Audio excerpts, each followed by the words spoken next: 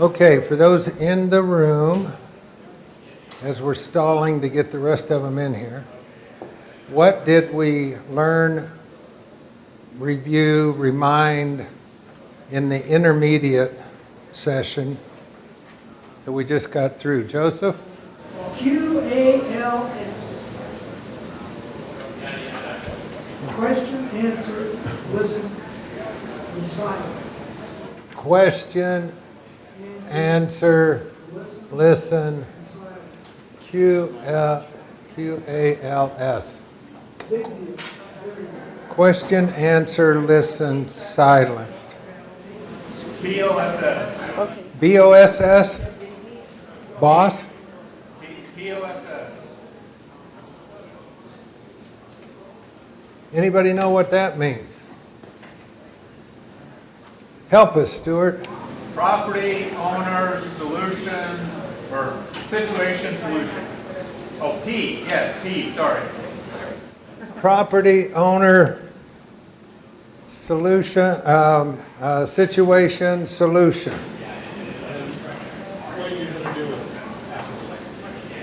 POSSW? Thank you. Could we go to normal answers, please? Thank you, Lucas. Listen, silent, enlist.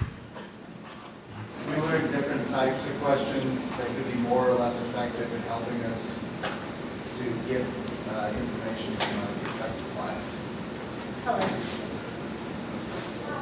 Types of questioning.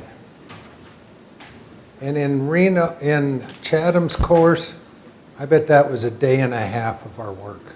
A lot of role playing. Ask permission. That's a good one.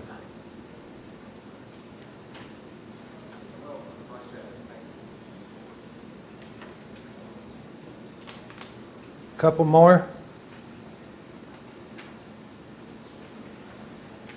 Did we do cycles in that session? I think so. I think that's a really big one.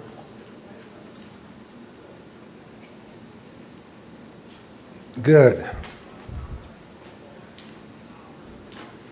Roman numeral 8. Listening is harder than you think. The English language has 100,000, has 1,000,000 words. We use about 125 a minute as we're speaking, but our brain hears about 3 to 4 times that at 400 words a minute. And that's part of the problem, is that we're listening faster than they're talking, and we get ahead of the talker, and we're listening downstream on stuff they haven't said yet, which is kind of defeats the purpose. A, empty your mind and surrounding environment of all distractions. It's hard to listen if you're not genuinely interested in helping the client. Having a good listener will allow the owner of the problem to come up with more solutions. Notice on C there are 5 blanks to fill in. We're going to watch a video. He's going to give you 5 things to learn. They go in the left-hand 5. The right-hand 5, learn, will come from a later video, so you'll have to come back to page 9 later. But right now, let's see if we can hopefully hear this video. It worked this morning. Many of us don't listen to other people. Instead, we just think and wait for our turn to express our own opinion. Take a step back and look at your colleagues' conversations. It's likely it'll look more like 2 monologues where everyone tells about themselves. The cure for it is active listening. It's a very powerful skill. It brings people closer, builds trust, and helps people to open up. Here are 5 steps on how to do it. 1. Stay focused. Keep natural eye contact, don't judge, and be patient. 2. Really listen. Don't think about your similar experiences and what you should tell next. 3. Allow for periods of silence. wait till the other person speaks again. 4. From time to time, repeat the other person's words or paraphrase it back to them. It will reassure that you really listen and encourage them to open up. 5. Understand the emotions behind the words. When you paraphrase, also try to express the other feelings back to them. Active listening is rather difficult and can be more tiring than talking itself. Be prepared for long conversations. On the other hand, you will gain trust and people will simply like to spend time with you. You will also understand them much better. At the beginning, try it with your spouse or a good friend. You'll see how great they feel after talking to you. If you want to learn more about optimal lifestyle, subscribe to our channel below.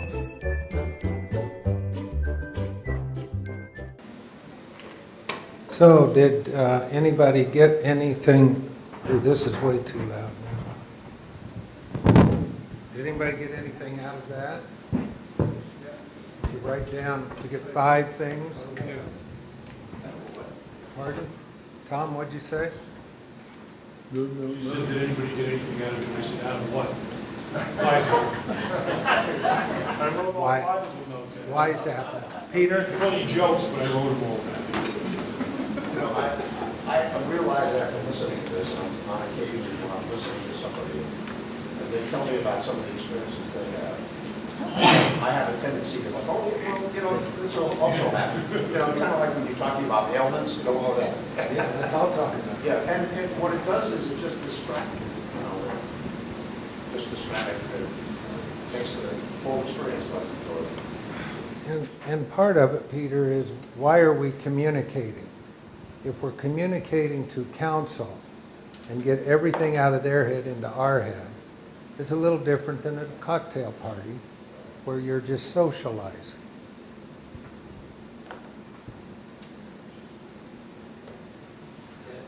Hello. Do you find writing down what somebody's saying is helpful, or is that become a distraction or disconnect if you're not in there? I take notes all the time because I don't remember as well. I mean, that's just Chatham, the Godfather, used to use a tape recorder. He'd set it in the table and said, this recording isn't going to go anywhere other than my office. Nobody else is going to listen to it other than me. It's confidential, but after you leave and before you come back, I want to review what we talked about. And nobody had a problem with that. We've kind of quit doing that in our culture. I think after Richard Nixon, something, I don't know. Could be. Yeah. I got it. I got this. Hey, thank you, Neil. Has everybody told Neil they appreciate all he does for us? Thank you.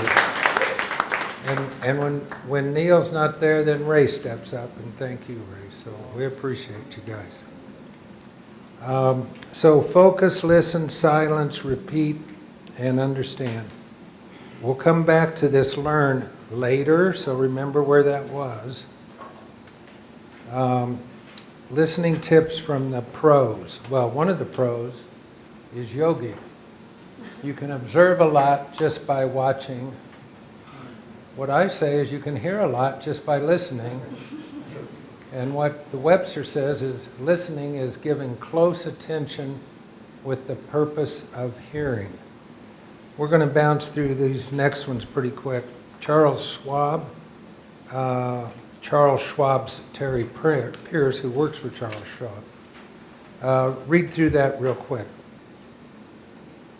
So part of this is that people listen differently and communicate differently. We've got to understand that. If one way of listening and communicating isn't working, try to switch to another. Use different kinds of questioning. Down below under Roman numeral 3, qualities of a good and bad listener. I want you to circle in those first 6 and the next 6 one that you would need the most help with. So here's top 6 good qualities, uses eye contact. I really hate it when you walk into a restaurant or somebody and they don't see you, and they not lack. I mean, they don't even know you're there. Always pick up eye contact, particularly when you're communicating. Is attentive and alert to the speaker's verbal and underlying nonverbal behavior. Nonverbal behavior can tell as much as the verbal. Is patient and doesn't interrupt. Asks questions in a non-threatening tone. So, a question of, tell me about your partnership dissolution, or what the hell went wrong with your marriage? You know, there's different ways to say it. Paraphrase, relate, or summarize what the speaker says. So they tell you something, you go, oh, did you mean da-da-da-da-da? They go, yeah, you're right on. Is responsive and provides feedback. Anybody need help with any one of those 6 that you would care to share? Yes, sir, Lucas? I struggle with patience and not being able to sentences. Patient and don't interrupt. That's a lot of us. I actually circled that one too. Okay, let's go on to an inferior listener does the following. Is impatient and interrupts. Doesn't give eye contact. Is distracted or is doing something else. Is too busy to listen. Is uninterested in the speaker and doesn't care. Not paying attention. Gives little or no feedback. Anybody struggle with any of those? Yes, sir. Which one? Not, you can't say all of them. I know it's not that bad. Number 2, when I'm in a crowd. Doesn't give eye contact and lets the eyes wander. Every once in a while, Ren, I'll be talking to Ren. Ren, it's good visiting with you. How you doing? How's the family? And I'll go, get back. You're Ren.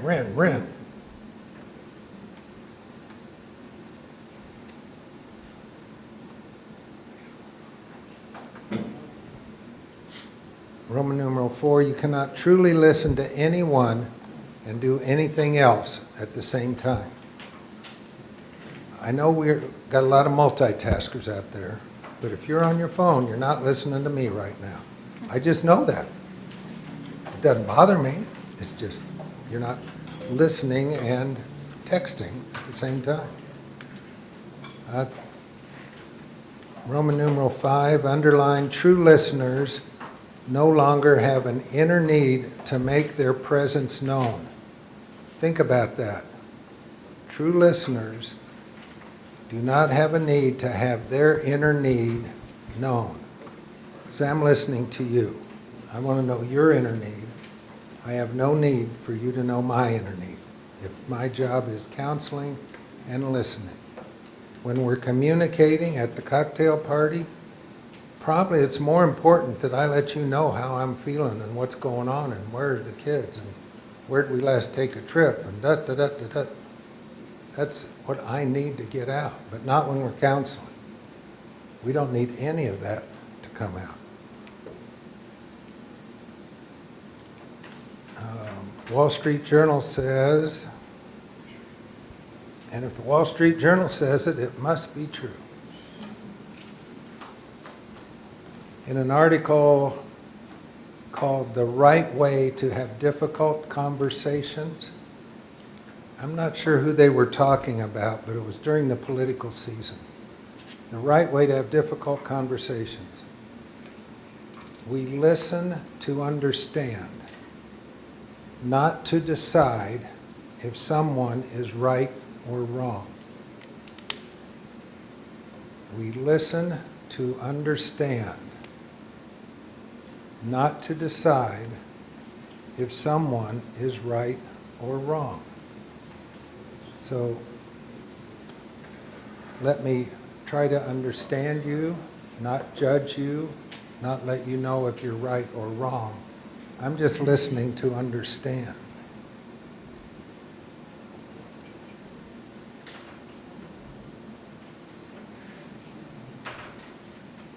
Roman numeral 6 VI, most people do not listen with the intent to understand. They listen with the intent to reply. That's Stephen Covey with the 7 Habits. This is from a memorial service for a lady who's associated with this group. And this is written by her daughter. I remember people stopping by to talk to Mom. That's because she was such a good listener. When I say good listener, I mean she would sit and really listen. Most people would interrupt. She would wait and ask good questions. Ones that you would normally not think about or not want to think about. The ones you might want to avoid, she would ask. And she would do it in a way that you could break it down into bits, and she would sit and she would listen. She would hear you figuring it out yourself. She would point out things that maybe you would overlook. The thing is, you would come to the conclusion yourself. I wish I could do that. That's as good as it gets right there.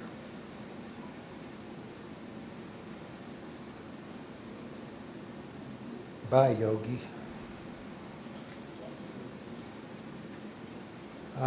Jim Brondino, one of our instructors, not teaching anymore, retired, but this is what he said on listening. I'll let you read it.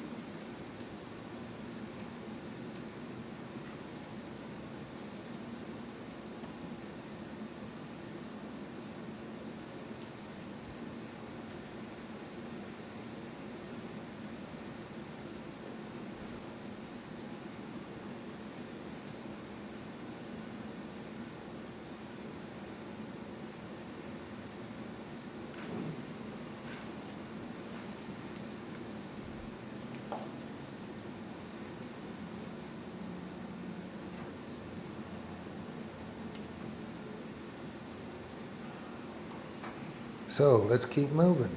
Number 7. This is kind of an interesting way to talk about listening. The problem in dealing with someone who's a good listener. That's an interesting way to start the paragraph. How do you deal with somebody, the problem of somebody being a good listener? They don't jump in on your sentences, saving you from finishing them, or talk over you, allowing what you do get out to, that doesn't read right, allowing what you do, somebody read that. That's just not making sense to me. Lucas, what does that say? This is the problem with dealing with someone who is actually a good listener. They don't jump in on your sentences, saving you from finishing them, or talk over you, allowing what you do, when you do get out, to be lost or altered in transit. Instead, they wait, so you have to keep going. Okay, I got it now. There should be a comma in there or something. But they wait, so you have to keep going. That's the problem with a good listener. Number 8, here's a good little one. For a word to be spoken, there must be silence before and after. What do you think? Before and after? For a word to be spoken and heard, there must be silence before and after. Regarding memory and taking notes, we lose 50% of what we hear immediately and 75% within a month. So I take notes all the time when I'm talking to clients. I quit taking notes when my son was talking to me. He said, "Dad, Don't take notes when you're talking to your son. Sorry, just help me remember. So it just shows you how foolish some of us are. But it does help you remember. I write it down. Yeah. But I think it was in the situation. I just shouldn't have been writing down.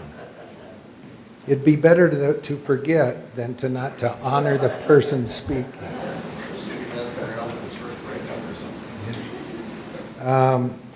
So use notes. You can use a tape recorder as long as you ask. Let's look at Exhibit H. And we've skipped over a bunch of exhibits, but these are a lot of the questions and stuff that you can use to remember stuff and have your client bring information to the meeting. Okay, now, most of you should have received the listening skills self-assessment. Some of you that signed up very late may or may not have received it. So you received this in an email from my assistant. Who received the listening assessment? Looks like it's 80%. Who completed the listening? Oh, cut it out. You guys are awesome. Okay. This, if you didn't do it, Exhibit H is what we're talking about. So how'd you do? What did you learn or like or not like about that? Didn't like my score. You didn't like the score. I thought I did well until you had it. So On the another- scale, I hope it was on a bell curve. So another way, I took it, and then I said, Linda, would you answer these for me? And she took it for me. I didn't do as good the second time. Okay, so I don't know if you actually bought these or looking at them, but are there areas that you go, ooh, I need to work on that? Any thoughts? All of you took it, so now let's get something out of it. Let people finish before we start talking, build forms, what you're gonna say, while someone's kind of talking. How about if you even know what they're going to say? It's still a little bit. Let them say it, okay? Because sometimes I know what they're going to say. Even if I don't, I know. Let them say it. But when you were asking questions and listening, don't get distracted by technology. Be present. Be present in our listening. Anything else? Joseph, what came up for you? Well, part of it is, I run into this with my daughter quite a bit, is part of it is that she likes to read the Bible to me line by line, and I'd like to know the net. I want to go from Genesis to Revelation in one chapter, and she wants to give me chapter and verse. So we finally worked out is that she'll give me Genesis to Revelation. I'll listen to the Bible afterwards, but I got to know where we're going.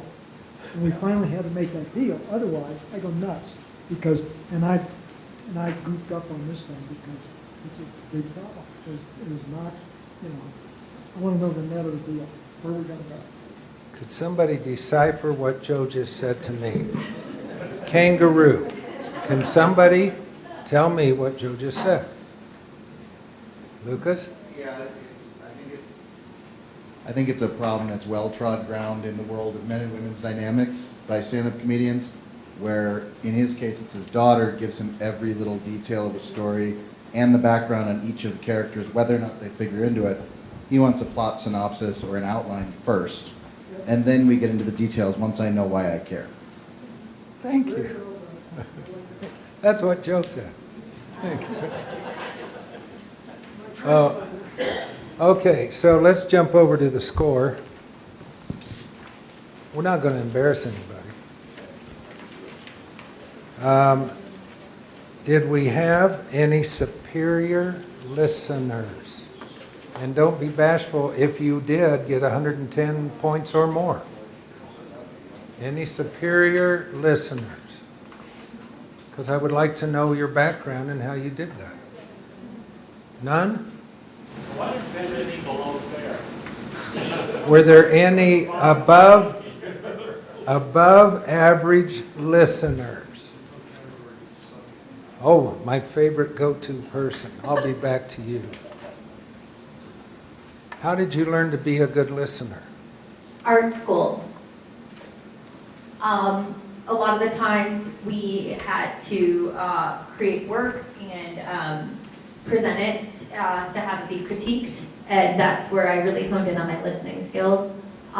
Learning to mirror body language as well as mirror verbal language, and just knowing to process it, because it can be really emotional when your idols tell you that your work sucks, and you really have to keep a straight face, because that's how you're going to grow professionally in that industry. Thank you. Excellent. Who else was above average listener? Coming. Anybody else back here?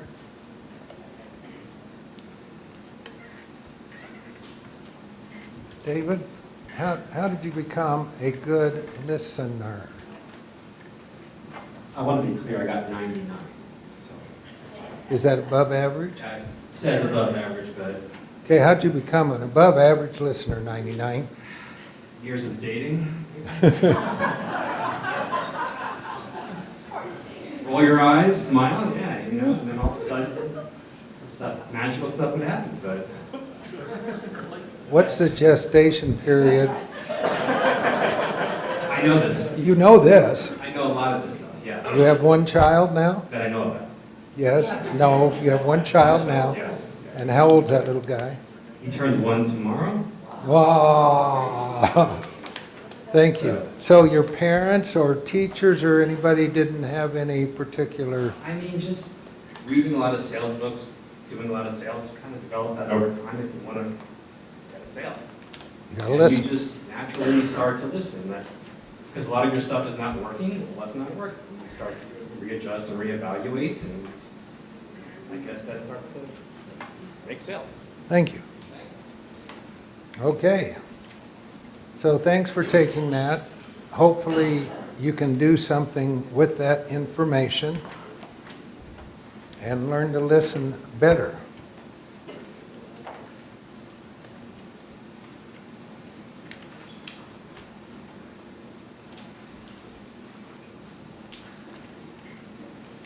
Okay, we're at, let's look at Exhibit I.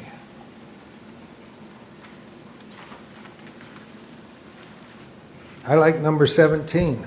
You head for the door. That's a bad listener. 15. You're clearly thinking about something else. 13. We talked about this. You already know what the person you're talking to is going to say next. I have a challenge with that. I think I know where they're going, and I may be right or I may not, but my job is to not force it, is to just sit with what I think where it's coming and let them go ahead and take it there. So enough on that. We've got to keep on time.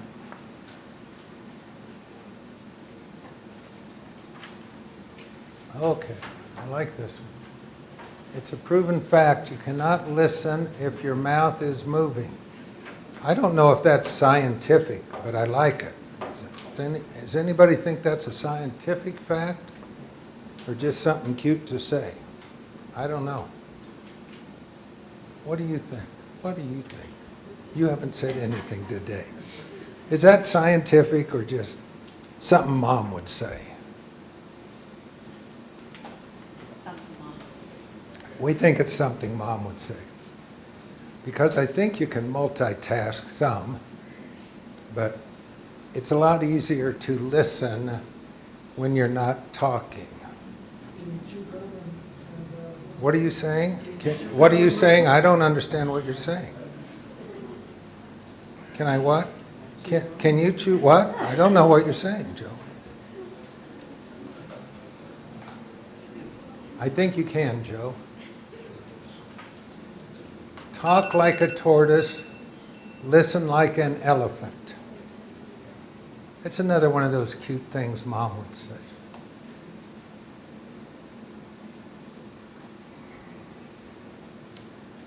Okay, let's see. I think maybe we're over to 12. Maybe. Maybe not. Let's see. No, we're not quite to 12 yet. These are just quotes from different people that I like. Diane Sawyer. The one lesson I've learned is there's no substitute for paying attention, and this is a person who makes her living by talking. So it means something coming from her. It's the province of knowledge to speak. It's the privilege of wisdom to listen. Man's inability to communicate is a result of his failure to listen. He who speaks sows, he who listens reaps. There's a good one. Big egos have little ears.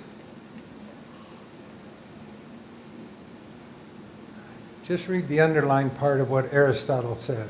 The listener determines the speech's end. That doesn't make sense. How can the listener determine the speech's end? But I think it does make sense. If you're counseling and you're listening and you're helping them understand where they're trying to go and the direction they're trying to go, you're helping to determine the end by getting them to understand where they are. Proverbs. Fools think their own way is right, but the wise listen to others. Yesterday morning, I got a email or text from somebody that said, I'm reading in James right now, you should use this in your presentation. I texted back, it's already there. Thank you very much. You must all be quick to listen, slow to speak, and slow to anger. But thank you to that person in the room that said you ought to use that in your presentation. Quick to listen, slow to speak, slow to anger. Spouting off before listening to the facts is shameful and foolish. Japanese proverb. This is a good one. A silent man is the best to listen to. It's my favorite guy to listen to also. Louder. I said he's my favorite guy to listen to also. Decipher for me, I'm not hearing. What's your favorite? She agrees. Okay, I agree.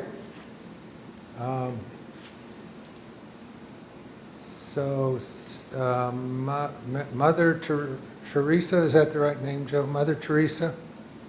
Somebody asked her how she prayed to God, and she said, I just listen. And then they said, how does God speak back to you? And she said, I just listen. I just listen. Let's go to Roman numeral IX, the counseling questioning session. Is that at the bottom of your page 11 or the top of 12? Okay, so go to the top of 12. We need a typo change on that one. So the counseling session, if this comes on, just let her run. So the counseling session is best face-to-face. If you can't do it face-to-face, what's second best? Zoom, or anything like Zoom, or FaceTime, or chat time, or whatever all that technology is that's available out there. My dad has a flip phone. How do I FaceTime? I can't. I should get a different phone for my dad. He wouldn't use it. Oh, some of you are saying, how old is your dad? How many of you actually that went through your head? He's 100, doing well. I'm going to be around a long time. That's why you're still working. He'll be middle-aged in 5 years. And he has a flip phone. Okay, face-to-face. It's better to be located near the client or near the real estate. If you had a choice, would you rather be in Denver with the client or client out of town and in Denver with the real estate? No right answer. It's just a different perspective. I know some of you would rather be with the real estate, so don't lie and say client because you think that's what I want you to say. Having both is best, but face-to-face, time with the client is best. My best client right now lives in Austin. We're on the phone every day, texting, emailing, phoning, communicate a lot. He's up here some, so we get together when we can. But you counsel the best you can with where you are. Counsel where comfortable and undistracted. Who attends the counseling session? Kyla, who attends your next counseling session with her husband, and her dad in an ideal situation? Ideally, all three. That's ideal, thank you. That's up. Done. Ideally, all three. And then maybe we can't. Okay. No interruptions, clear your mind. Review notes if available. That's why I take notes. Welcome and build rapport first.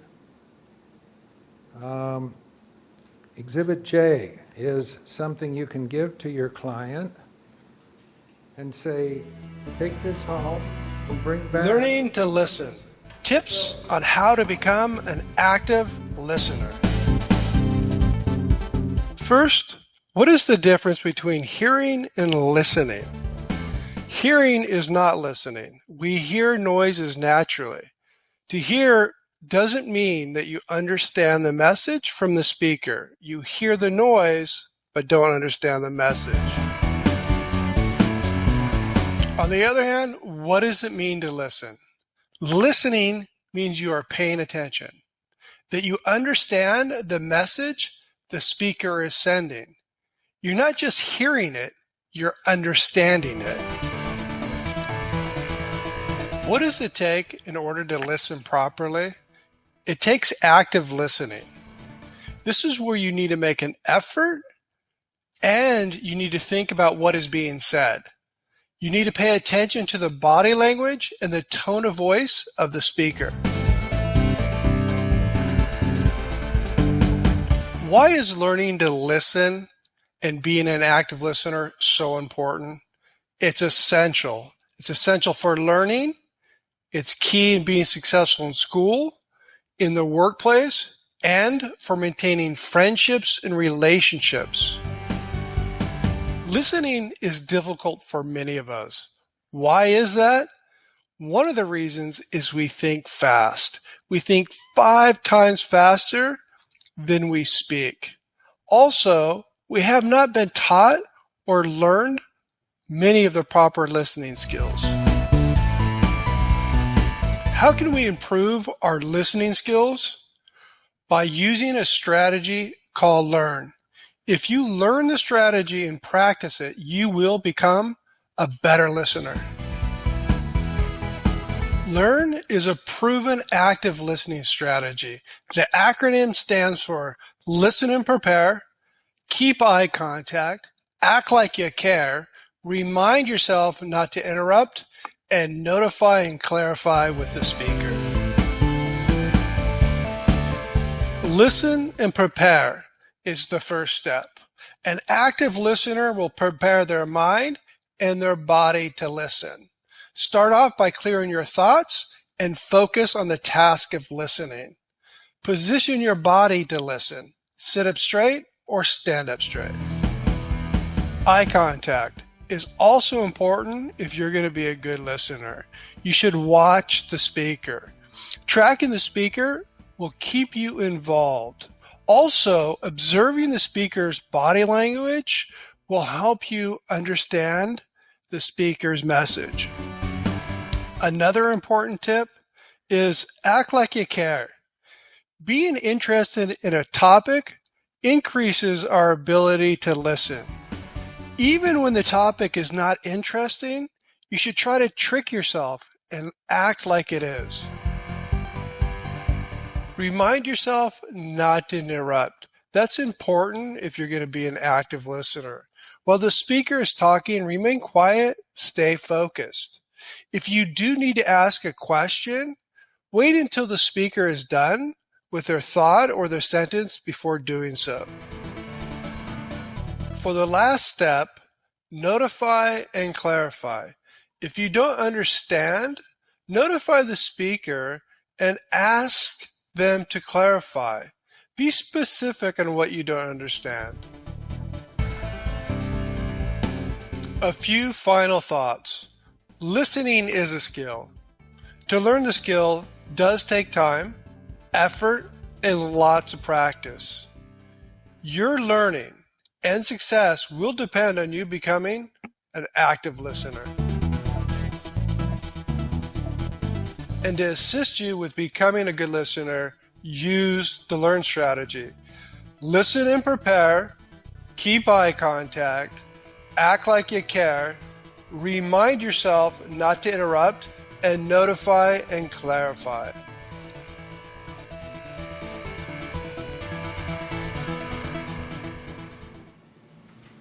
So on both of these videos, they've talked about active listening.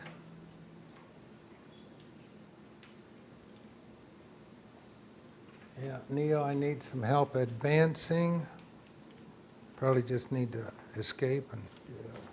So they talk about active listening, not just listening.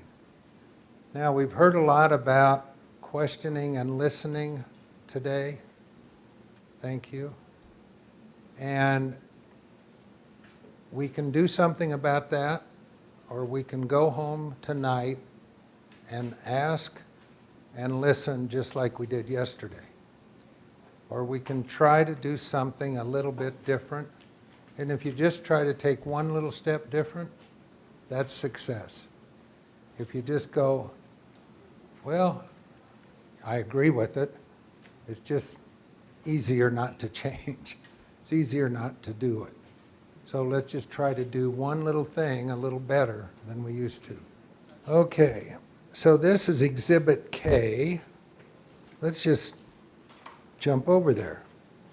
So this is Mr. Reno again, and he's saying if you had a counseling session and now you're going to Mile High Exchangers or going to Vegas to the NCE meeting, you should have all these questions answered and understood before you go to marketing.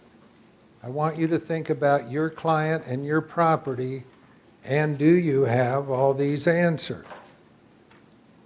I'm not going to go over all of them. Why does the client need to move his equity?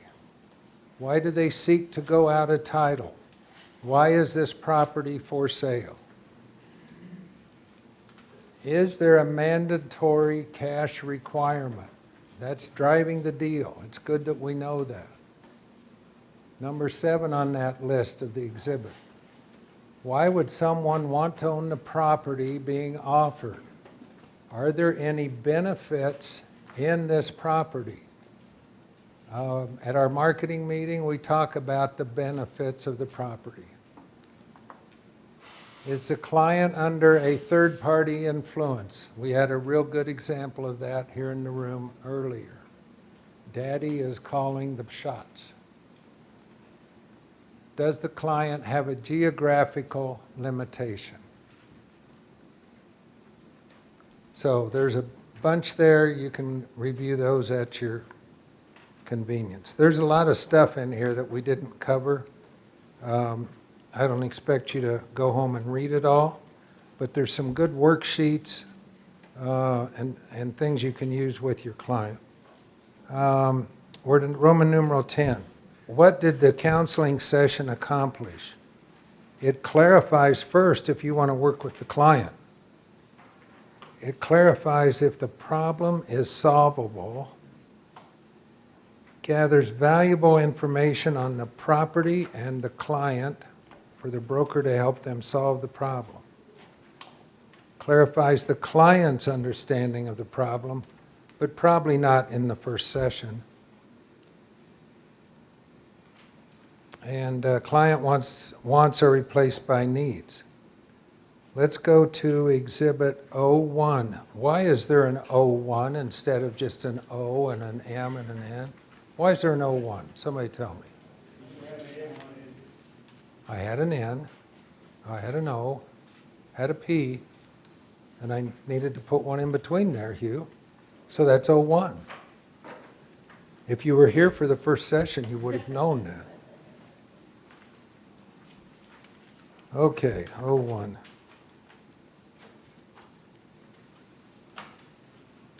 So this is the form that you already filled out. Can you find the form that you already filled out? That's what I really should have asked you to do. This morning, the first form that you filled out, this one looks a little bit different, but it's the same questions. So, Hugh, that was at the start of the red sheet. Actually, you can just look at Exhibit 01. So, how many found the one you filled out? Okay, look at that quick. See what numbers you were the lowest on. I need the most help in these. Have we helped any today? Have we made some progress in the stuff that you needed the most help on? You can respond if you want, or just make internally, yeah, I needed to know more about dealing with clients' needs versus wants. I think I got something there, or no, I didn't. So who needs more help, more discussion on one or two of these areas that we haven't helped you, haven't gone deeper? What do we need more work on? Because we'll let the group help. Lucas. The ability to list quality properties and finding exchange clients. Okay, the ability to list good quality properties and clients. So I want the room to help us, because there's 40 of you that are doing this, or some level of this. There's one of me. So let's get some ideas. How do you find good clients and good properties that, when we say an exchange client, that absolutely does not mean it won't sell. It's not a dog. It means that we know what the motivation of the client is and that they can help us do things that a for sale property can't help us because we don't know the information.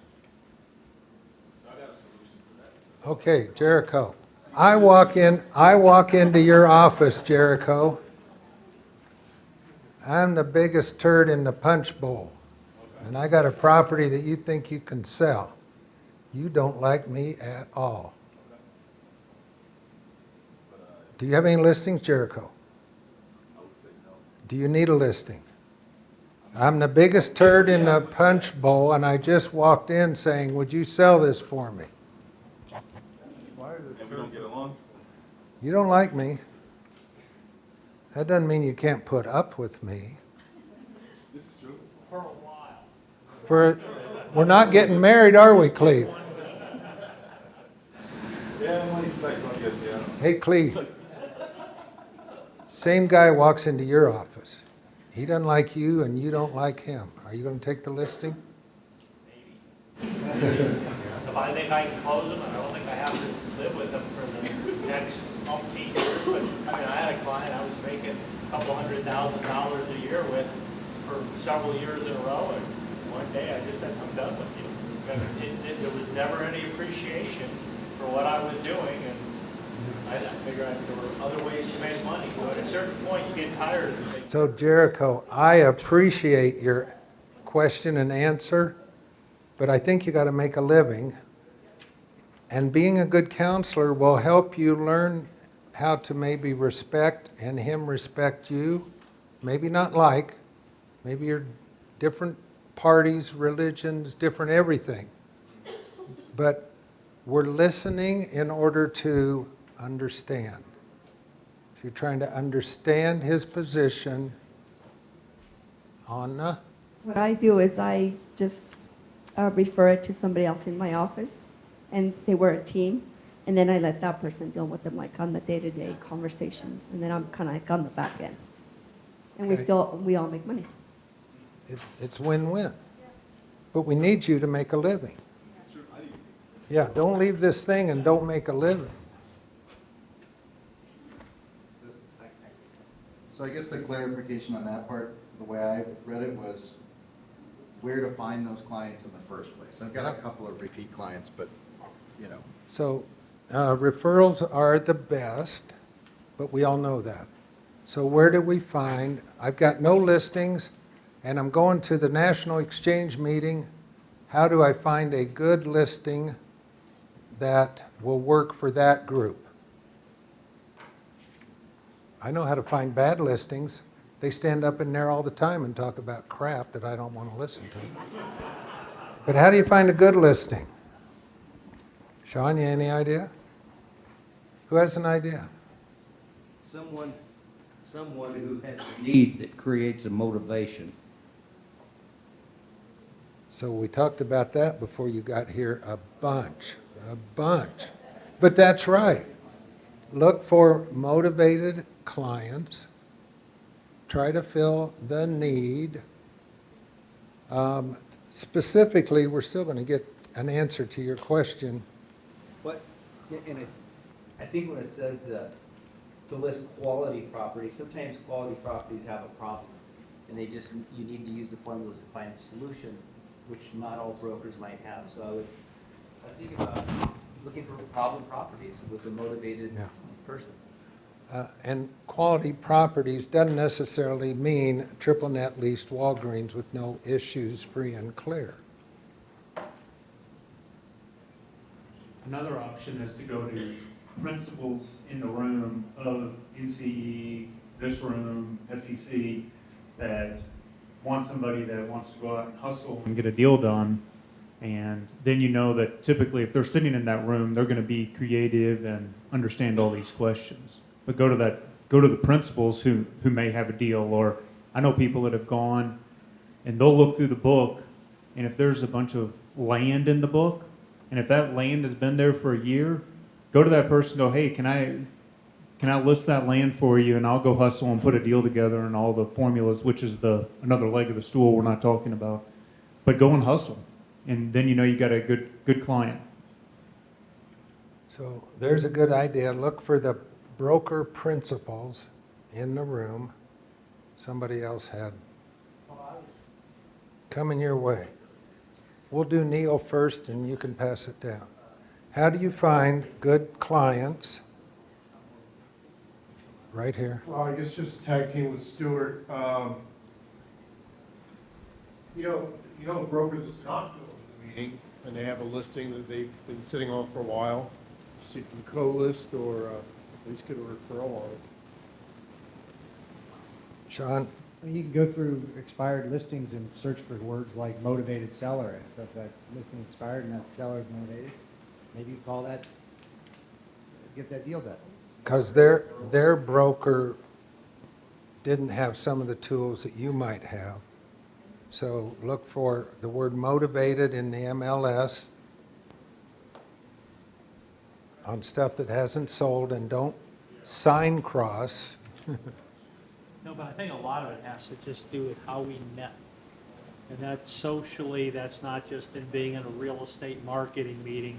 It's how do you get your name out and talking to a lot of people, and I know a lot of people are doing it now through social media.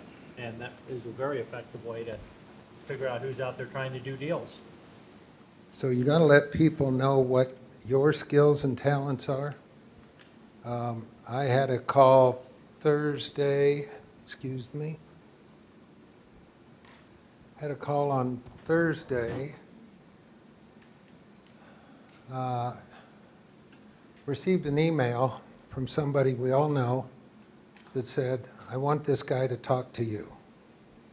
So this attorney called me, says, my client loaned $20 million on a property here in Colorado, And they're going to get the property back. So this is a private lender, not an individual. He raised the money. So he went out to $20 million people, said, I'm making a loan of $20 million. Do you want your 5%?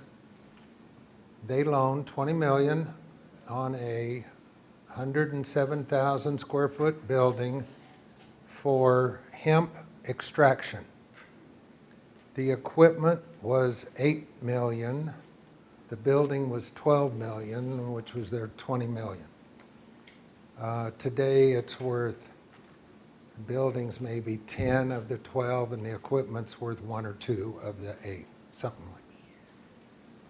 So it was a referral. And he said, I hear you look at things a little different. What would you do? How would you, his question was, how would you monetize this? And I said, well, Mr. Attorney, respectfully, I don't know anything about your client and what their needs are and what they want to accomplish. But what I would do if I was you is list it with C.B. Richard Ellis and take a haircut and just sell it and do an equity-ectomy. He goes, yeah, well, we've thought about that. But I said, if you wanted me to look at it, I got to know what your client can and cannot do, will and won't do, and here's some of the reasons why. Could they add more money? Yeah, they probably could, but they don't want to. Then go to C.B. Richard Ellis. They'll sell it for you. They'll get you a fair price, but they're going to get an equity-ectomy. So we had that conversation for an hour, and I don't know if I'll get involved with that or not, and it doesn't make any difference. If they're willing to take the discount, I'm not the best broker to do that. There's better brokers that can just discount it and make it go away. But if they want to try to keep their equity, I can attack that with formulas. But referrals is still by far the best way to build this. One last comment, and we'll keep moving. How about investing for our own portfolios? So, like you do, you're a principal, not a broker mostly. But you're talking about being a principal. So, you do principal work. Almost every deal. Yeah. So,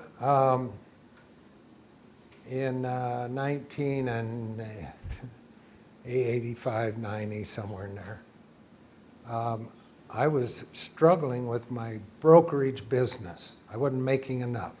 I'd make enough to pay off the credit card, then I'd run up the credit card, and I'd make enough to pay it off again. And I just wasn't getting ahead at the rate I thought I should. And I went to 3 or 4 friends, and I said, what am I doing wrong? And they said, Kathy, they said, be a principal. You need to go buy and sell something. Keep brokering, don't quit brokering, but the only way you're going to get ahead is to be a principal. Went to a CCIM meeting, sat next to Nara Turpin, who was a CCIM who does medical buildings. She took me to a building and showed it to me. We made an offer. We bought the building. We had no money, but we bought the building under contract. We didn't buy the building. We just put it under contract because we could put down an earnest money. Then we figured out over the length of the contract how to close the deal. So we became a principal, our own best client. It's called broker estate building. That's a whole nother course. You as brokers need to learn how to build your estate. Kind of did this. But a good counselor does the following. Just look at those real quick while we're gathering up again. I think that's Exhibit 01. Not sure. No, that's a different one.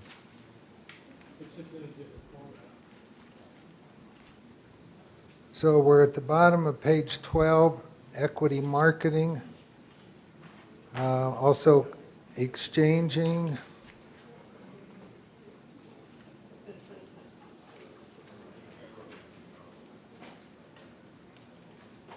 So equity marketing.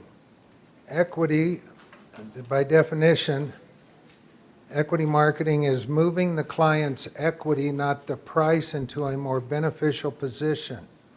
What is equity? What's the mathematical answer to what is equity? Value minus debt equals equity. So in our first example where we had a $1 million property with 800 debt, we had 2 million of equity.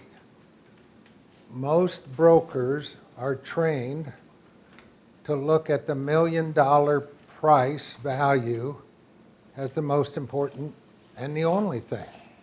Your list price is not based on equity, it's based on the full sale price of the property. In this group, or in this thinking, price is important, but we're trying to market our clients $200,000 equity into a better position for them. It's a twist on what are we marketing? Price or equity? List price or equity? Most brokers don't know their client's debt, commercial or residential. If you don't know your client's debt, you won't know your client's equity. And we're trying to market equity. If you market the price, the equity is included in that and goes along. But if I'm marketing a property with 800 debt, 200 equity, or I'm marketing that same property for somebody else, $1 million value, no debt, I have two totally different marketing assignments. I'm marketing $1 million equity over here and 200 over here. One thing that's helpful is to remember that debt is real and equity is in the mind of the beholder. Debt is real and equity is in the mind of the beholder. Thank you. Bible passage. That sounds like it. Joseph, first one. Somewhere in Genesis. Expand equity marketing is expanding the marketplace for your client. Equity marketing is the key to being able to enter the equity marketing field. The key to being able to enter the marketing field is information and client cooperation. Finding clients. We talked about that. There's also an exhibit in here. Lucas, Exhibit L, just gives some ideas of other places to find clients. Exhibit L. The best are referrals. Whenever I'm talking with a client, I also want to be talking to my client's attorney and my client's CPA. So my Austin best client, CPA, is in Austin. We've had a couple conversations on this current deal. And his attorney is someone I connected him with in Denver. So I've got both of those covered for a variety of reasons. What are those reasons I might be doing that?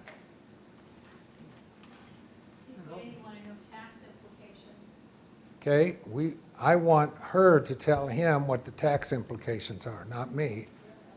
But she and I are in agreement. What I like, though, is that she knows that I know. She knows that if she would refer a client to me, that she's referring to somebody that understands her position in the taxes. Was there another thought?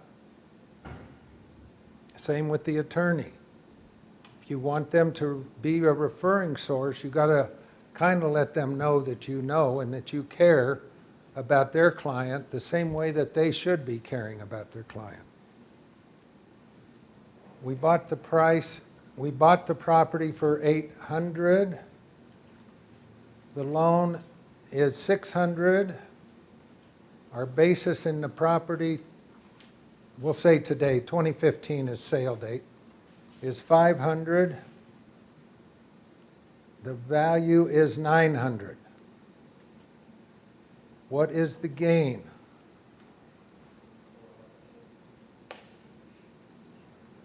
Sale value of sale price is 900. Tax basis is 500. What is the gain? 400. What is the equity?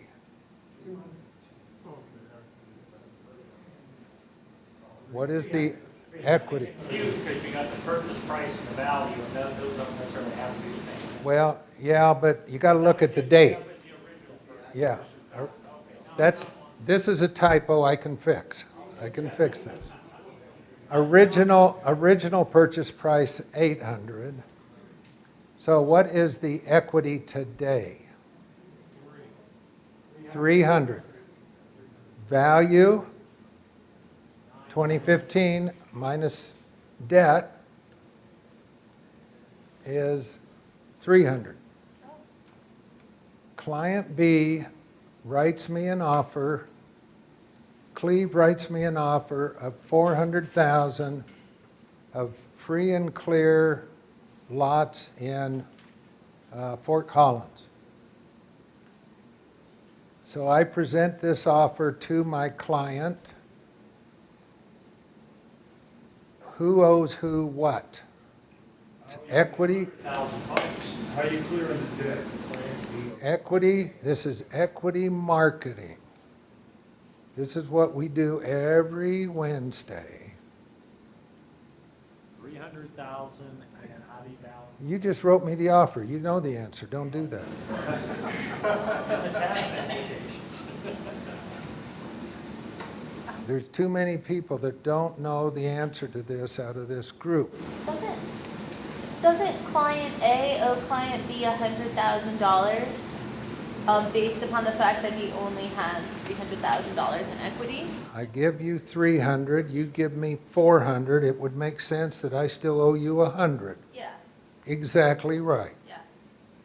So, who owes who what? My client had 300 equity. Cleve's client has 400 equity. I owe him 100,000 of what? Something. Something.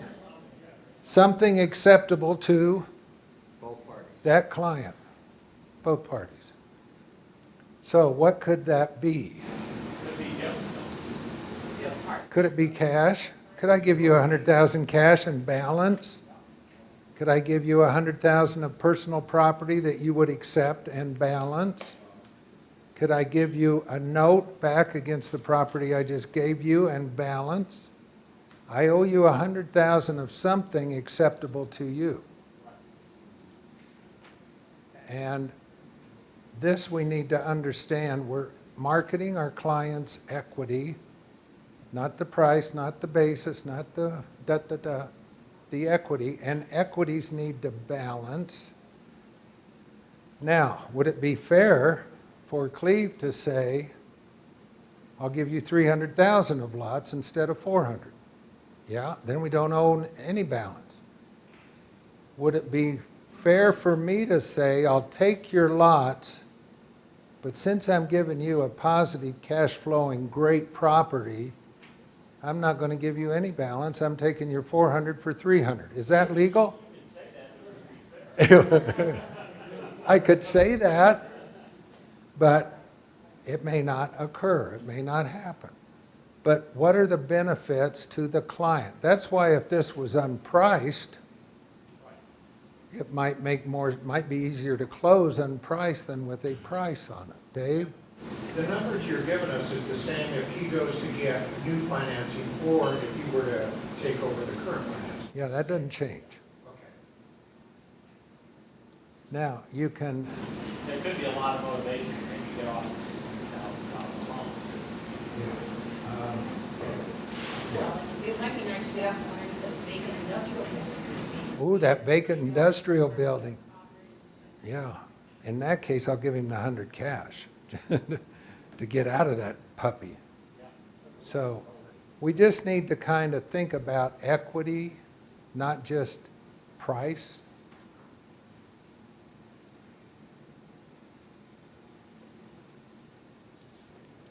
Okay, let's blast through here in about 10, 15 minutes.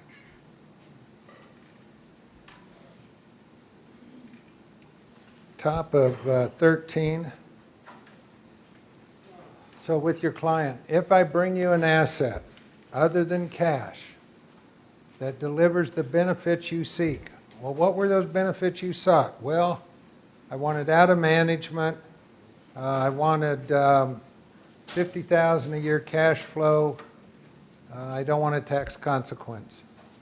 If I bring you an asset that delivers the benefits you seek, can you be a taker for that asset? The answer should be yes.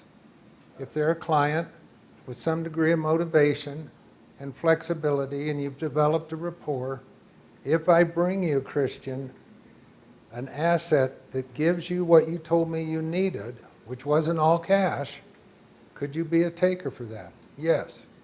If the answer is no, you have a cash seller. And that's okay as long as it's priced for cash. It's okay to sell for cash. Ted's not saying don't take cash, don't sell for cash. But if there's not enough cash to do the deal, are there other ways to do the transaction? And do you know enough about your client to do it more than one way?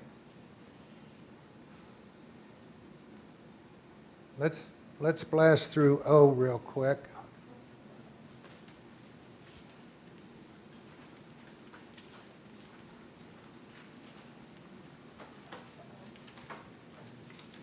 This is, I call it build a case, kind of for exchange.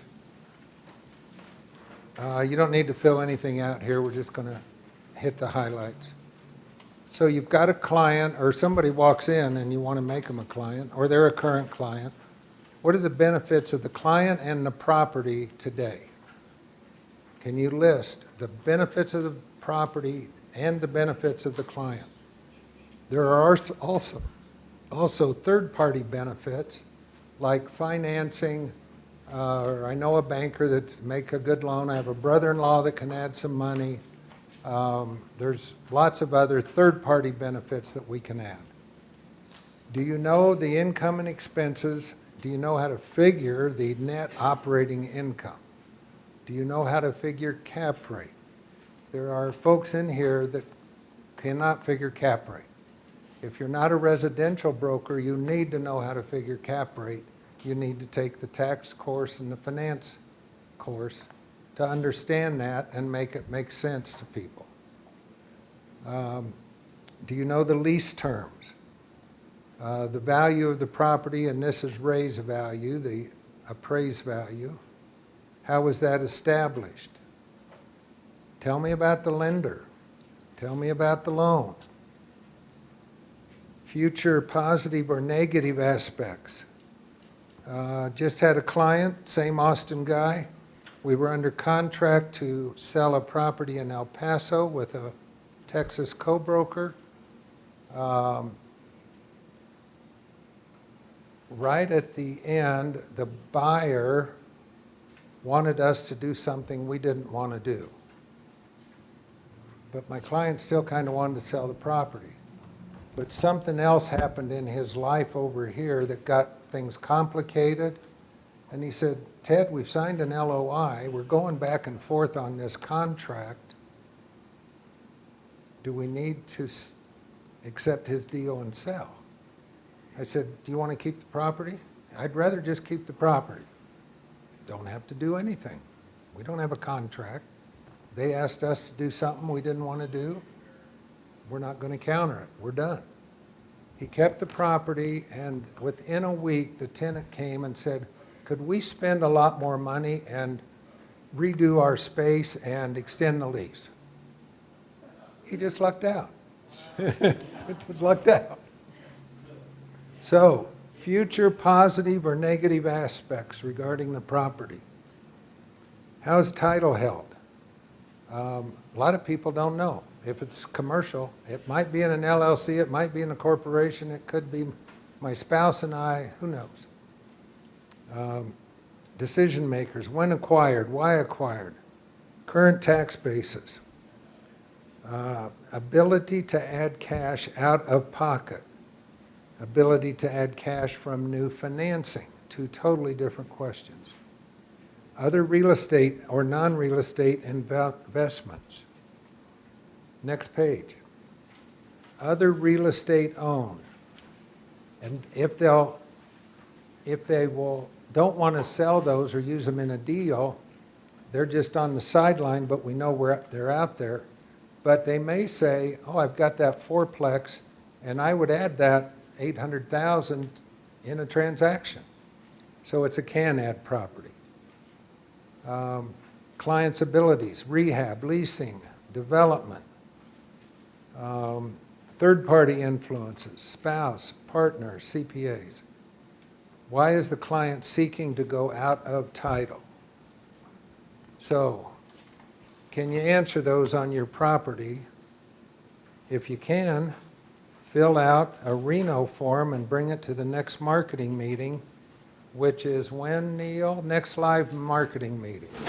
A week from this Wednesday. A week from Wednesday. Right here. It'll be here. It's the first Wednesday of the month. Okay. We do meet every single Wednesday morning. They have We're not all live, but we can meet every. Question, Joe? Just is think that this ought to be in every file. And make copies of this for front back and put it in every file. This is fabulous. We need to know that information on every property.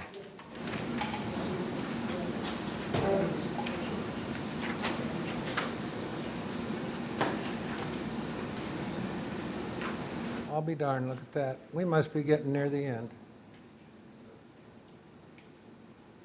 So there's a couple things yet to wrap up.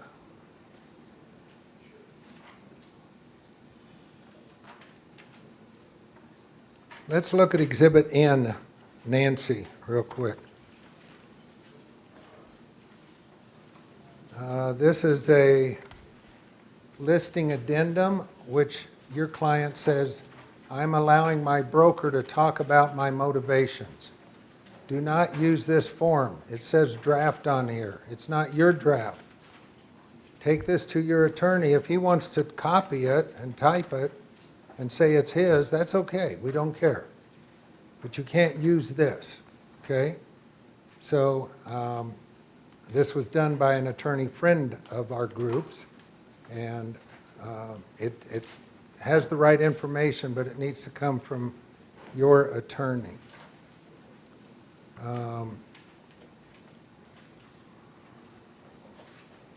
At the bottom of 14, there are some resources there. First one's inventory resources, NCE Exchangers, REE.com, SECounselors.com, all have inventory for exchange in there. There's education at the SEC Observer and the Ed Foundation. The market cycles that you saw up here over several years, that's available at the Burns School. A couple other things there. Lastly, if you want to fill out a critique sheet, it's Exhibit Q. I don't care if you do or don't, but if you have something to say that will help, fill out Exhibit Q. It can be anonymous, I don't care. So I think that's everything, but before we rush out like a madhouse, we need a couple people to stay behind and help us straighten things. I really appreciate you folks coming and spending the time, particularly those that this is the first time you've been here. Thank you.